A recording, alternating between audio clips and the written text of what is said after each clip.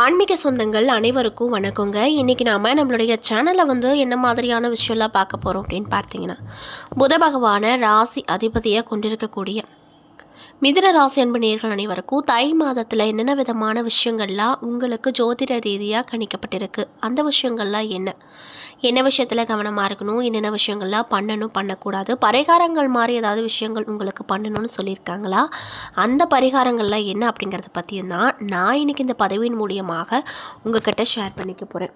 இந்த பதிவில் சொல்லக்கூடிய எல்லா விஷயமும் கண்டிப்பாக இந்த மிதுன ராசிக்காரங்களுக்கு ரொம்பவே பயன் தரக்கூடிய விஷயமாக தான் இருக்க போகுது. ஸோ வீடியோவை ஸ்கிப் பண்ணாமல் தொடர்ச்சியாக பாருங்கள். அது மட்டும் இல்லாமல் இது போன்ற ஆன்மீகம் சார்ந்த வீடியோஸ் எல்லாம் நீங்கள் முழுசாக பார்க்கணும் அப்படின்னு ஆசைப்பட்டால் நம்மளுடைய முருகன் ஆஸ்ட்ரோ சேனலை மறக்காமல் சப்ஸ்கிரைப் பண்ணிவிட்டு கீழே இருக்கும் பெல்லைக்கானையும் மறக்காமல் கிளிக் பண்ணுங்கள். அப்போ தான் நம்ம சேனலில் போடுற எல்லா வீடியோவுமே நோட்டிஃபிகேஷனாக உங்கள்கிட்ட உடனுக்குடனே வந்து சேரும். மேலும் உங்கள் ராசி அதிபதியாக இருக்கக்கூடிய புத பகவானை உங்களுக்கு ரொம்ப பிடிக்கும்னா அந்த வீடியோக்கு ஒரு லைக் பண்ணிவிட்டு நம்மளுடைய கமெண்ட் பாக்ஸில் புத பகவானுக்கு போற்றி அப்படின்னு சொல்லி மறக்காமல் பதிவிடுங்க. மேலும் இது போன்ற ஆன்மீகம் சார்ந்த வீடியோஸ் எல்லாம் நீங்கள் முழுசாக பார்த்து தெரிஞ்சுக்கணும் அப்படின்னு ஆசைப்பட்டால் நம்மளுடைய முருகன் ஆஸ்ட்ரோ சேனலை மறக்காமல் சப்ஸ்கிரைப் பண்ணிவிட்டு கீழே இருக்கும் பெல்லைக்கானையும் மறக்காமல் கிளிக் பண்ணுங்கள். அப்போ தான் நம்ம சேனலில் போடுற எல்லா வீடியோவுமே நோட்டிஃபிகேஷனாக உங்கள்கிட்ட உடனுக்குடனே வந்து சேரும். ஸோ இப்போ வாங்க நம்ம வீடியோக்குள்ளே போய் இந்த மிதுன ராசி அன்பு நேயர்களுக்கு இந்த தை மாதத்தில் என்னென்ன விதமான மாற்றம் கிடைக்க போகுது அப்படிங்கிறத பற்றி தெளிவாக பார்த்து தெரிஞ்சுக்கலாம். காலச்சக்கரத்தில் 3வது ராசியாக வரக்கூடிய ராசி தான் மிதுன ராசி. புத பகவான ராசி அதிபதியாக கொண்டிருக்கக்கூடிய ராசியும் இந்த ராசி தான்.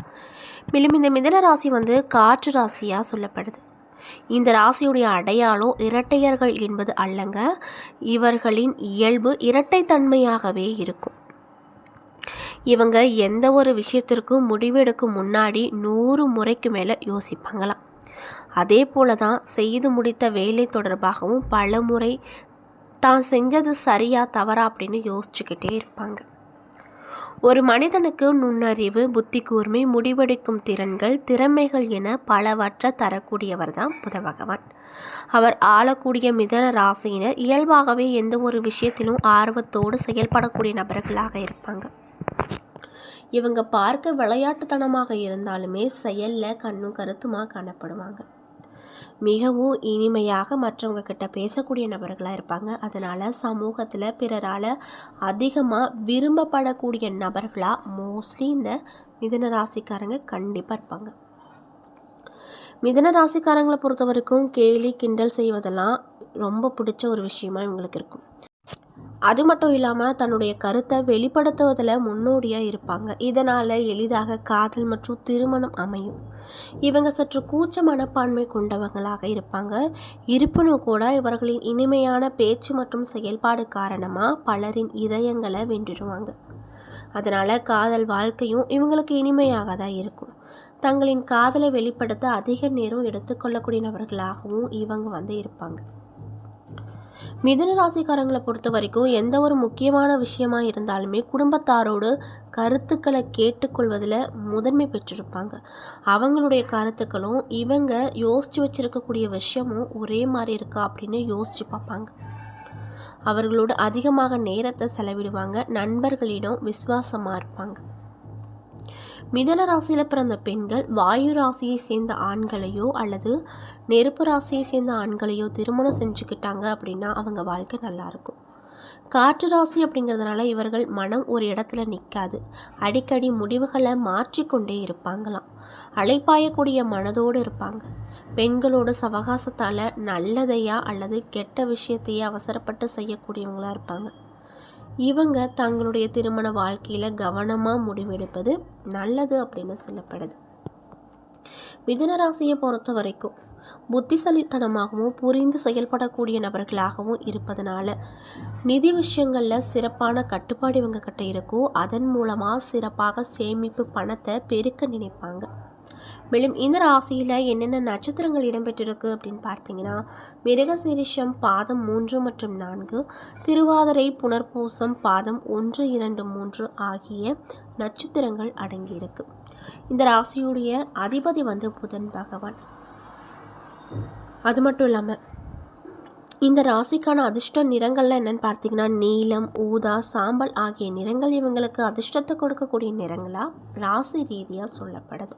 இப்படிப்பட்ட அன்பர்களுக்கு இந்த தை மாதம் எப்படி இருக்க போகுது அப்படிங்கிறத பற்றி தான் நான் இந்த பதிவில் உங்ககிட்ட சொல்ல போகிறேன். இந்த பதிவில் சொல்லக்கூடிய எல்லா விஷயமும் கண்டிப்பாக உங்களுக்கு பயன் தரக்கூடிய விஷயமாக தான் அமைய போகுது. ஸோ வீடியோ ஸ்கிப் பண்ணாமல் தொடர்ச்சியாக பாருங்கள். அது மட்டும் இல்லாமல் இந்த பதிவை மிதுன ராசிக்காரங்க பார்க்குறீங்கன்னா நான் சொன்ன விஷயம்லாம் உங்களுக்கு மேட்சாக இருந்துச்சுன்னா நம்மளுடைய கமெண்ட் பாக்ஸில் கரெக்டுன்னு சொல்லி மறக்காமல் பதிவிடுங்க. ஸோ இப்போ வாங்க நம்ம வீடியோக்குள்ளே போய் இந்த மிதுன ராசிக்காரங்களுக்கு என்னென்ன விதமான நிகழ்வுகள்லாம் இந்த தை மாதம் ஏற்படுத்தி கொடுக்க போகுது, கிரக நிலைகளும் ஏற்படுத்தி கொடுக்க போகுது அப்படிங்கிறத பற்றி பார்த்து தெரிஞ்சுக்கலாம். ஸோ வீடியோவை ஸ்கிப் பண்ணாமல் தொடர்ச்சியாக பாருங்கள். மிதுன ராசி அன்பர்களுக்கு ராசி அதிபதியாக இருக்கக்கூடிய புதனும் குருவும் பரிவர்த்தனம் அடைவதால் இந்த மாதம் உங்களுக்கு திருமணம் அப்படிங்கிறது நிச்சயமாகும். முகத்தில் ஒரு விதமான பொலிவு அப்படிங்கிறது கிடைக்கும். வெளிநாட்டு யோகம் கூடி வரப்போகுது. வெளிநாடு வேலை, படிப்பிற்காக செல்ல வேண்டும் அப்படின்னு நினைத்தவர்களுக்கு இருந்து வந்த தடைகள் அனைத்துமே உடைய போகுது அப்படின்னே சொல்லலாம். பொருளாதார தடைகள் நீங்க போகுது. சந்திர பகவான் 12ல் இருப்பதால் நிறைய செலவுகள் வரும். அதனையும் சுப செலவுகளாக மாற்றிக்கொள்வது நல்லது அப்படின்னு வலியுறுத்தப்படுதுங்க. தாயின் ஆரோக்கியத்தை பொறுத்த வரைக்கும் ரொம்ப அதிகமாக நீங்கள் அக்கறை செலுத்துவது நன்மையை கொடுக்கும்.